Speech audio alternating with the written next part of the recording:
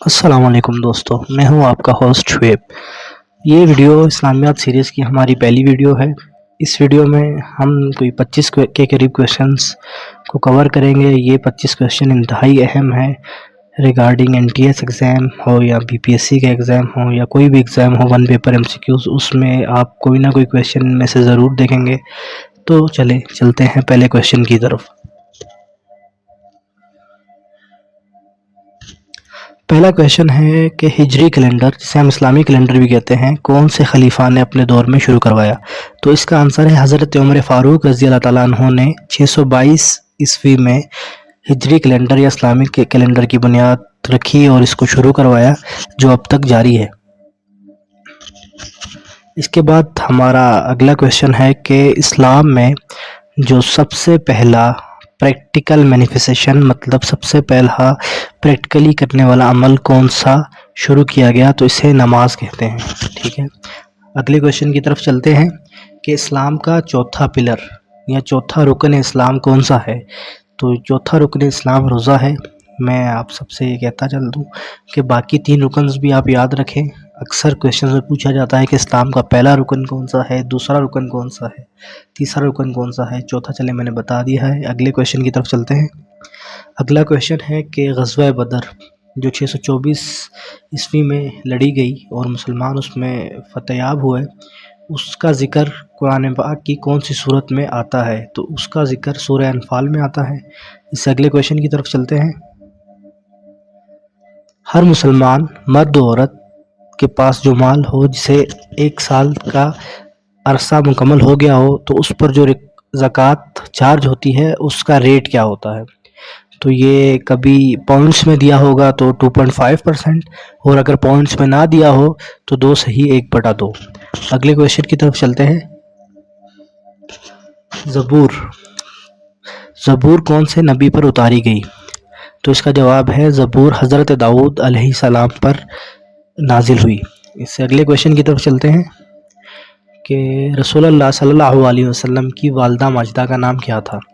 رسول اللہ صلی اللہ علیہ وسلم کی والدہ ماجدہ کا نام حضرت آمینہ بی بی رضی اللہ تعالیٰ عنہ تھا۔ اس سے اگلے کویشچن کی طرف چلتے ہیں کہ لفظ قرآن پاک میں کتنی بار آیا ہے؟ اس طرح کے کویشچن آپ کو کافی نظر آئیں گے، تو آپ ضرور ان کو دیکھیے گا کہ لفظ دین قرآن پاک میں کتنی بار آیا ہے، لفظ زکوٰۃ قرآن پاک میں کتنی بار آیا ہے، لفظ قرآن پاک میں کتنی مرتبہ آیا ہے؟ تو لفظ قرآن پاک میں 70 مرتبہ آیا ہے۔ اس سے اگلے کویشچن کی طرف چلتے ہیں۔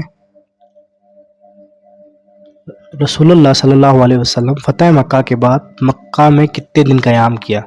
تو اس کا جواب ہے کہ 15 دن۔ رسول اللہ صلی اللہ علیہ وسلم نے فتح مکہ کے بعد 15 دن مکہ میں قیام کیا۔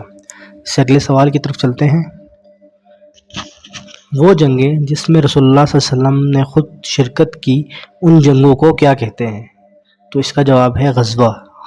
جن جنگوں میں رسول اللہ صلی اللہ علیہ وسلم نے حصہ لیا یا شرکت کی، انہیں غزوہ کہا جاتا ہے۔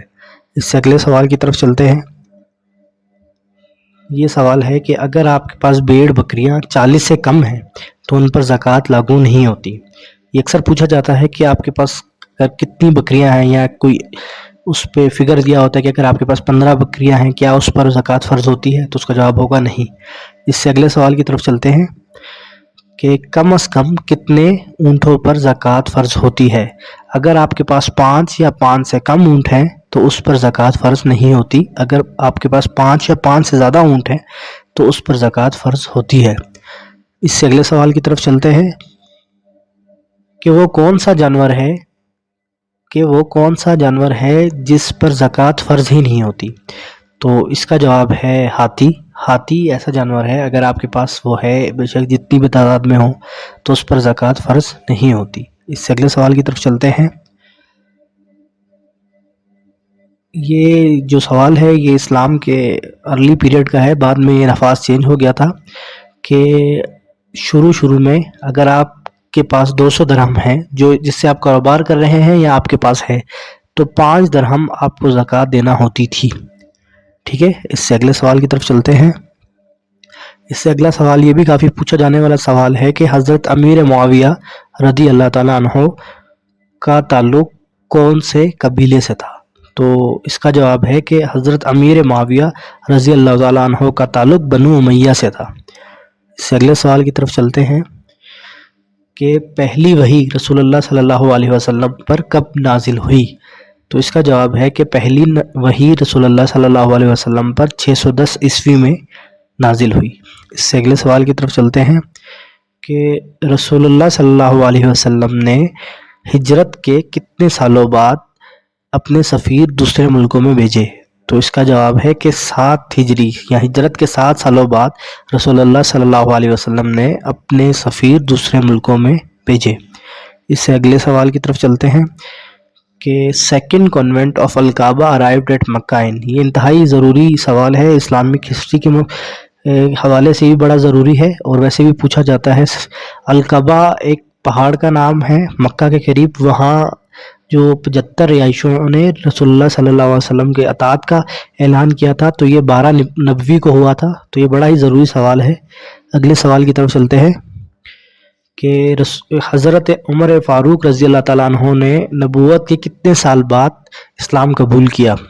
تو اس کا جواب ہے کہ حضرت عمر فاروق رضی اللہ تعالیٰ عنہ نے نبوت کے 6 سال بعد اسلام قبول کیا۔ اس سے اگلے سوال کی طرف چلتے ہیں کہ 10 نبوی یا نبوت کا 10واں سال کو کس الفاظ سے یاد کیا جاتا ہے یا کس کے ساتھ منسلک کیا جاتا ہے؟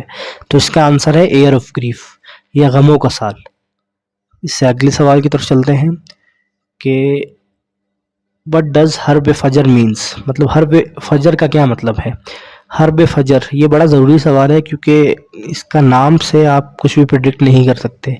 اس کا آنسر ہے کہ حرب فجر ان جنگوں کو کہا جاتا ہے جو ایسے مہینوں میں لڑی گئی جو کہ مقدس مہینے ہیں۔ اس سے اگلے سوال کی طرف چلتے ہیں۔ What was the surname of Halima Sadia? Halima Sadia کا سر نیم کیا تھا؟ ان کا سر نیم ام کبتہ تھا، ام کبتہ۔ اس سے اگلے سوال کی طرف چلتے ہیں کہ ہیرا از ان دا ماؤنٹین، غار ہیرا کون سے پہاڑ میں ہے؟ تو یہ النور پہاڑ کا نام ہے جس میں غار ہیرا ہے۔ اس سے اگلے سوال کی طرف چلتے ہیں کہ نماز کسوف کب پڑھی جاتی ہے؟ جب چاند گرہن ہوتا ہے تو نماز کسوف ادا کی جاتی ہے۔ اگلے سوال کی طرف چلتے ہیں، خطیب الانبیاء کون سے پیغمبر کو کہا جاتا ہے؟ تو خطیب الانبیاء حضرت شعیب علیہ السلام کو کہا جاتا ہے۔ آج کے لیے بس اتنا ہی، ملتے رہیں گے انشاءاللہ آنے والی ویڈیوز میں۔ کائنڈلی میرا چینل لائک سبسکرائب ضرور کیجیے گا۔ تھینک یو، اللہ حافظ۔